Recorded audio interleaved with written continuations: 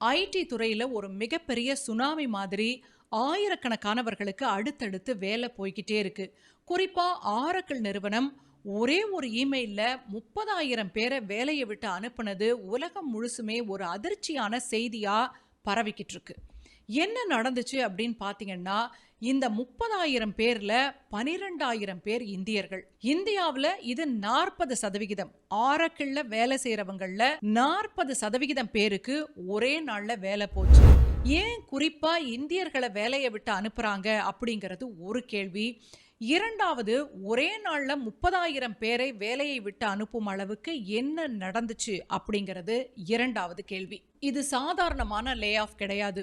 பெங்களூர்லயும் ஹைதராபாத்லயும் நிறைய குடும்பங்கள் கண்ணீர் விட்டு கதறிக்கிட்டு இருக்காங்க. டாப் 5 ஐடி நிறுவனங்கள் பாத்தீங்கன்னா ஆயிரக்கணக்கானவர்களை கடந்த 6 மாதங்கள்ல மட்டும் லே ஆஃப் பண்ணிருக்காங்க. சாதாரண லே ஆஃப் கிடையாதுன்னு ஏன் சொல்றேன் அப்படின்னா, அதுக்கு ஒரு பின்னணி இருக்கு. சமூக வலைதளங்கள்ல ஒரு சில பேர் அந்த செய்தியை கவனிச்சிருக்கலாம். ஐடி நிறுவனங்களின் உரிமையாளர்களில் நிறைய பேர், பெரும்பாலானவர்கள் யூத பின்னணி உடையவர்கள் அப்படின்னு சொல்றாங்க. அதுதான் இந்த வேலை இழப்புகளுக்கு காரணமா அப்படின்றதுதான் முக்கியமான கேள்வி. அது பற்றி நம்ம பார்க்கலாமா? இந்த ஒட்டுமொத்த பணி நீக்க புயலுக்கு பின்னாடி இருக்கிற ஆரக்கிள் நிறுவனர் யாருன்னு கேட்டீங்கன்னா, லாரி எல்லிசன்.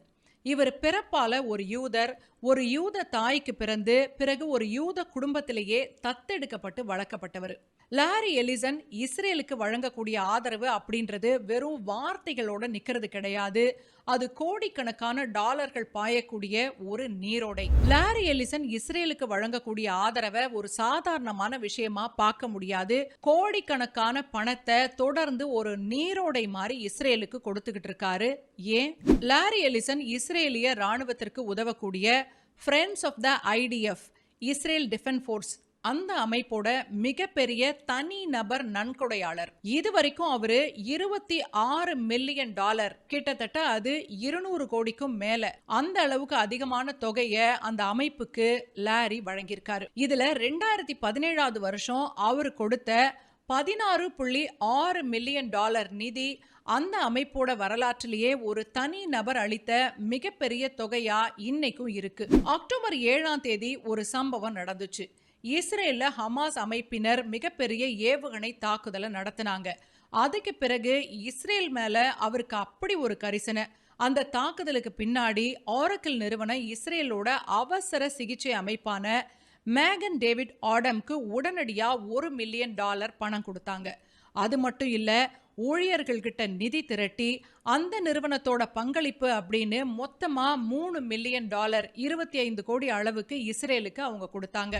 அது மட்டும் இல்ல, பிப்ரவரி 2024 வருஷம் ஒரு தகவல் வெளியாச்சு. அவங்க போர் முனையில இருக்கிற இஸ்ரேலிய வீரர்களுக்கு மருத்துவ உதவிகள், அப்புறம் அவங்களுக்கு தேவையான பொருட்களை வச்சு பைகள் வழங்கினாங்க.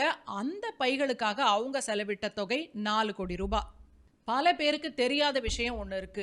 இஸ்ரேல்ல ஒரு மிகப்பெரிய நிலத்தடி கோட்டையை லாரி எலிசன் கட்டியிருக்கிறாரு. அவரோட செலவுல $319 மில்லியன், இந்திய மதிப்பில் பார்த்தீங்கன்னா 2,600 கோடி ரூபாய்க்கும் மேல.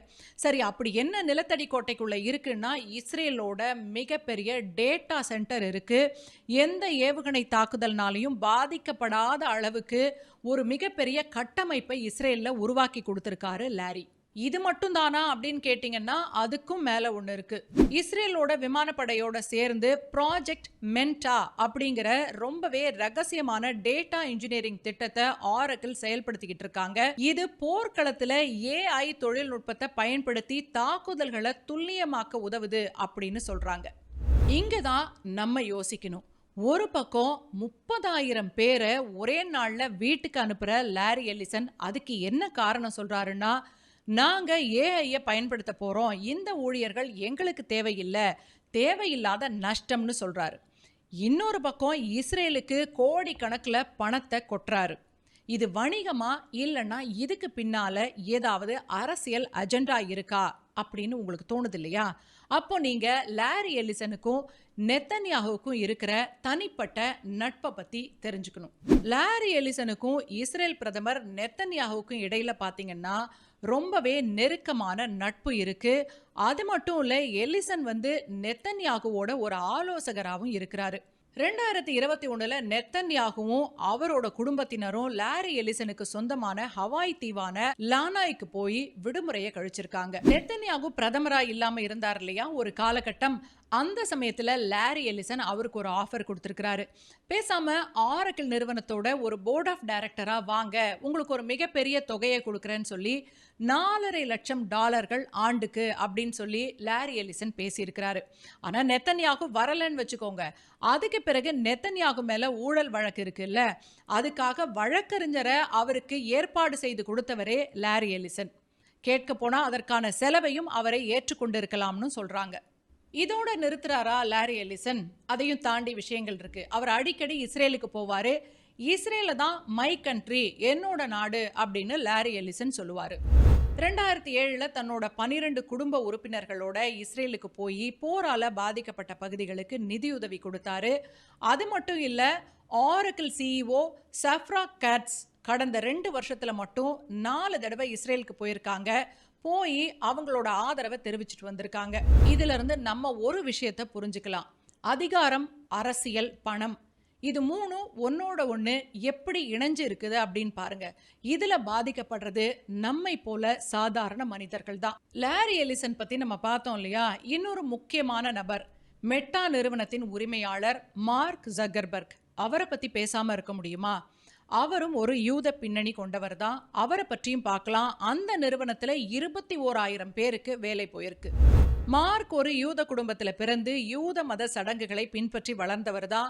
இன்னைக்கும் அவர் அந்த சமூகத்தோட ஒரு முக்கியமான அடையாளமா தான் உலக அளவுல பார்க்கப்படுறாரு. மெட்டா நிறுவனம் நேரடியா பெரிய தொகையை இஸ்ரேலுக்கு கொடுத்ததா அதிகாரப்பூர்வ அறிவிப்பு இல்லைன்னாலும் அந்த நிறுவனத்தோட செயல்பாடுகள், மார்க் ஜக்கர்பர்கோட தனிப்பட்ட நிலைப்பாடு, அதை பற்றியெல்லாம் சில கேள்விகள் இருக்கு. 2023 அக்டோபர் 7 நடந்த நிகழ்வை பற்றி நான் ஏற்கனவே சொன்னேன் இல்லையா? ஹமாஸ் அமைப்பினர் இஸ்ரேல் மீது நடத்திய தாக்குதல். அப்ப மார்க் ஜக்கர்பர்க் இது பியூர் ஈவில் அப்படின்னு தன்னோட வலைதளத்துல பதிவு பண்ணாரு. உடனடியா பாத்தீங்கன்னா இஸ்ரேல் ராணுவம் அவருக்கு நன்றி தெரிவிச்சாங்க. இது இல்லாம மார்க் ஜக்கர்பர்க் தனிப்பட்ட முறையில இஸ்ரேலுக்கு நிதி உதவி செஞ்சிருக்கிறாரு. எப்படி, அதுக்கு என்ன ஆதாரம் அப்படின்னு கேட்டீங்கன்னா, சான் ஜக்கர்பர்க் இனிஷியேட்டிவ் அப்படின்னு அவரும் அவர் மனைவியும் சேர்ந்து நிதி கொடுக்கக்கூடிய ஒரு அமைப்பு இருக்கு. அது மூலமா 11 யூத நிறுவனங்களுக்கு $1.3 மில்லியன் அளவுக்கு பணத்தை கொடுத்திருக்காங்க. அவர் வெளிப்படையா நிறைய செய்யலன்னாலும் அவருடைய ஆதரவு எப்பவுமே இஸ்ரேலுக்கு இருக்கு அப்படின்னு பல்வேறு நிகழ்வுகள்ல தெரிய வந்திருக்கு. இதுக்கு அடுத்தது இன்னொரு பெரிய நிறுவனம் இருக்கு இல்லையா? Google, alphabet. அதுல 12,000 பேருக்கு வேலை போயிருக்கு. அந்த நிறுவனத்தோட பின்னணி என்ன, அதையும் நம்ம பார்த்துடலாம். கூகுள் அப்படின்ற சாம்ராஜ்யத்தை உருவாக்குன லாரி பேஜ் மற்றும் செர்ஜி பிரின், இவங்க 2 பேருக்குமே யூத தொடர்பு இருக்கு. செர்ஜி பிரின் பாத்தீங்கன்னா ரஷ்யால இருந்து அமெரிக்காவுக்கு குடிபெயர்ந்த ஒரு யூத குடும்பத்தை சேர்ந்தவர். லாரி பேஜை பொறுத்த வரைக்கும் அவர் ஒரு மதச்சார்பற்ற சூழல்ல வளர்ந்தவர். அப்படி சொல்லப்பட்டாலும் அவரோட தாய் ஒரு யூதர், அவங்க தாய் வழி தாத்தா இஸ்ரேல்ல குடியேறியவர் அப்படிங்கிறதுனால அவருக்கு அந்த பின்னணி ரத்தத்திலேயே இருக்கு. கூகுள் நிறுவனம் இஸ்ரேல் பாலஸ்தீன மோதல்ல பாதிக்கப்பட்டவர்களுக்காக நிதி அப்புறம் தொழில்நுட்ப உதவிகளை எல்லாம் கொடுத்திருக்காங்க. அதே சமயம் இஸ்ரேலிய அரசோட அவங்க வச்சிருக்கிற வணிக ஒப்பந்தங்கள் கடுமையான விவாதத்திற்கு இன்னைக்கும் உள்ளாகிட்டு இருக்கு. கூகுள் நிறுவனம் இதுவரைக்கும் அதிகாரப்பூர்வமா என்னென்ன உதவிகளை செஞ்சிருக்காங்கன்னு நம்ம பார்க்கலாமா? அக்டோபர் 2023 கூகுள் நிறுவனம் இஸ்ரேல் மற்றும் பாலஸ்தீனத்தில் பாதிக்கப்பட்டவர்களுக்காக $8 மில்லியன் 66 கோடி அளவுக்கு பணத்தை கொடுத்திருக்காங்க. அது மட்டும் இல்ல, இந்த நிதியில 3 மில்லியன் இஸ்ரேல்ல இருக்கிற அவசர சிகிச்சை மற்றும் மனநல அமைப்புகளுக்கும் மற்றொரு 3 மில்லியன் பாலஸ்தீனத்துல இருக்கிற காசா பகுதி மக்களுக்கும் ஒதுக்கப்பட்டுச்சு. மீதம் இருக்கிற 2 மில்லியன் தேடல் விளம்பரங்கள் மற்றும் ஊழியர்களோட பங்களிப்பு நிதி. போரால பாதிக்கப்பட்ட இஸ்ரேலிய ஏஐ ஸ்டார்ட் அப் நிறுவனங்களுக்கு உதவுறதுக்காகவே $4 மில்லியன் அளவிலான அவசர நிதியை கூகுள் உருவாக்குச்சு. இதையெல்லாம் விட பெரிய சர்ச்சை எதுன்னு கேட்டீங்கன்னா ப்ராஜெக்ட் நிம்பஸ்.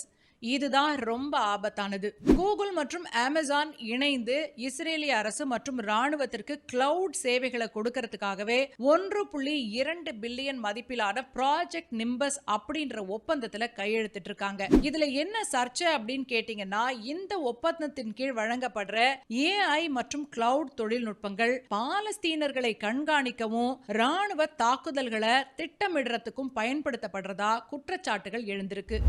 இதுக்கு என்ன ஆதாரம் அப்படின்னு கேட்டீங்கன்னா, இப்படி ஒரு ஒப்பந்தம் போடப்பட்ட உடனேயே கூகுள் நிறுவனத்தோட ஊழியர்கள் ஒரு சில பேர் இதுக்கு எதிரா குரல் கொடுத்தாங்க. அப்படி குரல் கொடுத்த 50 பேரை 2024ல கூகுள் நிறுவனம் வேலையை விட்டு அனுப்பிடுச்சு. அப்ப அந்த செய்தி பரபரப்பா விவாதிக்கப்பட்டுச்சு. இப்ப எல்லாருமே மறந்து போயிட்டு இருப்பாங்க. இன்னொன்னு விளம்பர சர்ச்சை. 2025 வருஷம் இஸ்ரேலிய பிரதமர் அலுவலகம் தன்னோட அரசியல் கருத்துக்களை உலக அளவுல பரப்புறதுக்காக கூகுள் நிறுவனத்துக்கு $45 மில்லியன் கொடுத்ததா புகார் வந்துச்சு. இந்த செய்தியை பார்க்கும்போது உங்களுக்கு தோணலாம், கூகுள் நிறுவனம் நியாயமா தானே செயல்பட்டு இருக்காங்க. ஒரு பக்கம் இஸ்ரேலுக்கும் நிதி உதவி கொடுத்திருக்காங்க, இன்னொரு பக்கம் பாலஸ்தீனத்துக்கும் கொடுத்திருக்காங்களே, இதுல என்ன பிரச்சனை அப்படின்னு பாத்தீங்கன்னா, இங்க ஒரு சிறிய தொகையை இப்படி பிரித்து கொடுத்து விட்டு பின்னணியில இஸ்ரேலோடு பல பில்லியன் டாலர் மதிப்புள்ள வணிக ஒப்பந்தங்கள் போடப்பட்டிருக்கு. அதை எதிர்த்து குரல் கொடுத்த ஊழியர்களையும் வேலையை விட்டு அனுப்பிட்டாங்கன்னா அவர்களுடைய நோக்கம் என்ன? ஆழமான இஸ்ரேல் ஆதரவு அங்க இருக்கிறத நம்மால் பார்க்க முடியுது.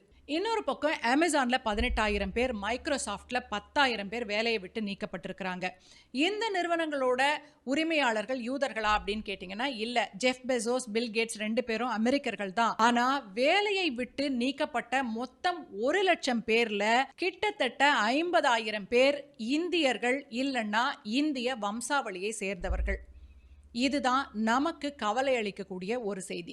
நம்ம யூத உரிமையாளர்களை பத்தி பேசணும், எந்தெந்த நிறுவனங்கள்ல மிகப்பெரிய அளவுக்கு வேலை பறி போயிருக்கு அப்படின்னு பேசணும். ஆனா அதெல்லாம் தாண்டி ஒரு விஷயம் நம்ம யோசிக்கணும். இது போன்ற நிறுவனங்கள்ல சிஇஓக்களா இருக்கிறவங்க எல்லாம் இந்தியர்கள். பெரும்பாலும் இந்தியர்கள் தான் உயர் பதவியில இருக்காங்க. அப்படின்னா எப்படி இந்தியர்களுக்கு இந்த அளவுக்கு வேலை போகுது அப்படின்றது ஒரு கேள்வி. இன்னொரு பக்கம் பார்த்தீங்கன்னா, நம்ம பிரதமர் மோடி இஸ்ரேலோட நெருங்கிய நட்புல இருக்காரு.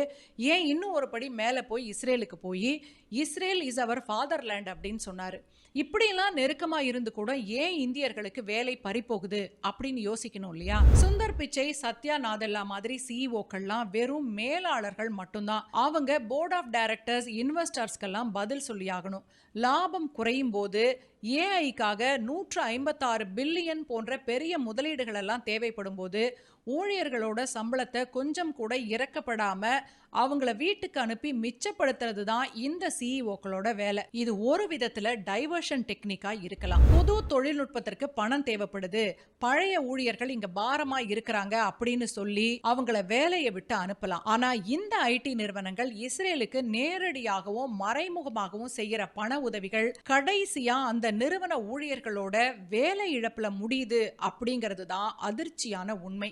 ஐடி துறையில ஆயிரக்கணக்கானவர்கள் வேலை இழந்திருக்கிறாங்க. ஒரு செய்தியா பார்க்கும் போதே நமக்கு ரொம்ப கவலையா இருக்கு. அப்படின்னா அவங்க குடும்பத்துல இருக்கவங்க என்ன மாதிரியான மனநிலையில இருப்பாங்க? ஒன்னே ஒண்ணு மட்டும் தான் நாம சொல்லணும்னு நினைக்கிறோம். அதாவது வேலை இழந்தவர்கள் நம்பிக்கையை இழந்து விடக்கூடாது. ஏன்னா வரக்கூடிய செய்திகளை பார்க்கும் பொழுது அப்படி ஒரு விஷயத்தை நம்ம சொல்லணும்னு தோணுது. இன்னொரு பக்கம் பாத்தீங்கன்னா, உங்களை யூஸ்லெஸ் நினைச்சு அந்த நிறுவனங்கள் தூக்கி போடல. நீங்க எப்படி இருந்தாலும் பிரைஸ்லெஸ் தான். உங்களிடம் திறமை இருக்கு. அந்த நிறுவனங்களோட பேராசை தான் உங்களுடைய வேலை இழப்புக்கு காரணம். இதையெல்லாம் தாண்டி இந்திய அரசு வேறு கோணத்துல இதை யோசிக்கணும். ரொம்ப திறமையானவர்களை ஐடி நிறுவனங்கள் தூக்கி போட்டிருக்காங்க.